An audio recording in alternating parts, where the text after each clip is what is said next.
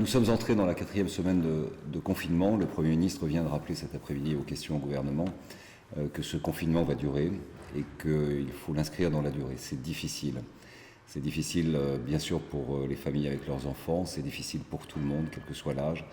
Et c'est difficile de s'astreindre strictement à cette grande responsabilité individuelle et collective de respecter les préconisations de protection contre le développement de l'épidémie.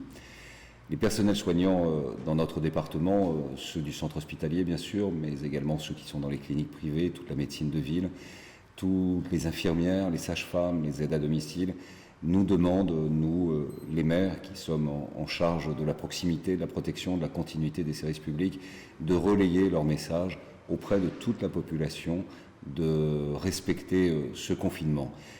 Je le relais avec beaucoup de responsabilité et beaucoup d'empathie et de compassion à l'égard de notre personnel soignant qui a un travail considérable et qui fait face à un flux qui continue d'augmenter chez nous dans l'Aube, qui continue d'augmenter de manière importante pour ce qui concerne les personnes qui sont accueillies en réanimation et qui continue d'augmenter à l'échelle du département pour les personnes qui, sans être en réanimation, se trouvent hospitalisées pour soigner le mieux possible cette maladie. C'est la raison pour laquelle, bien sûr avec la chaleur, avec les jours qui s'additionnent, avec la perspective du week-end allongé, il faut peut-être un peu plus encore faire preuve de compréhension et de responsabilité.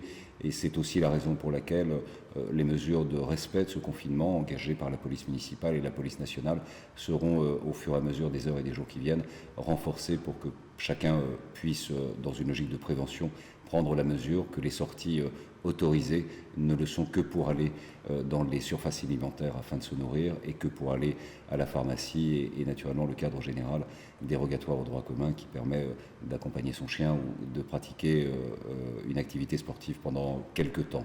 Le confinement globalement jusqu'à présent à Troyes dans l'agglomération a été relativement bien respecté. Il nous a été signalé un peu plus de tapage nocturne et diurne.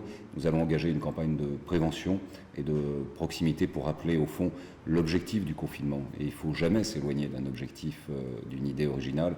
L'objectif du confinement, c'est de permettre à nos soignants de travailler, de protéger, de soigner et de sauver des vies.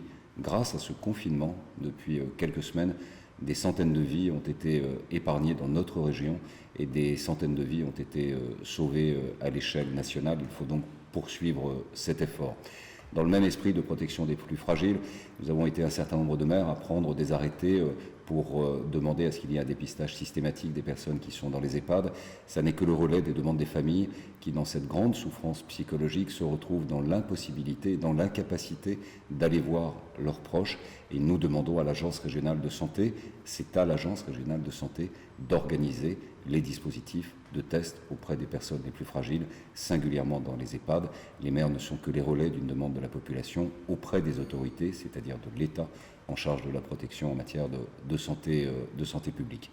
Nous allons également poursuivre l'accompagnement dans les jours et dans les semaines qui viennent de la distribution des masques pour tout le personnel soignant, les infirmières, les sages-femmes, les médecins de ville bien sûr, l'accompagnement des cliniques privées qui font également un travail tout à fait remarquable dans cette période, aux côtés de l'hôpital, pour permettre à tout ce personnel de recevoir les malades, de recevoir les patients et évidemment de soigner les malades de la meilleure manière possible. L'organisation des services publics de proximité se poursuit aussi. Nous disposons d'un cadre général qui permet d'assurer l'essentiel. Nous espérons au fur et à mesure des jours et des semaines qui viennent pouvoir retrouver une organisation des services publics de proximité qui soit à peu près adaptée aux exigences qui sont les nôtres ici à Troyes pour une population de plus de 60 000 habitants et dans l'agglomération pour une population autour de 180 000 habitants. Il y a une très grande solidarité de tous, il y a une très grande coordination de tous les acteurs, il y a une très grande volonté de la part de tout le milieu associatif de répondre au présent. Je veux rendre hommage à toute cette disponibilité associative et cette solidarité absolument merveilleuse.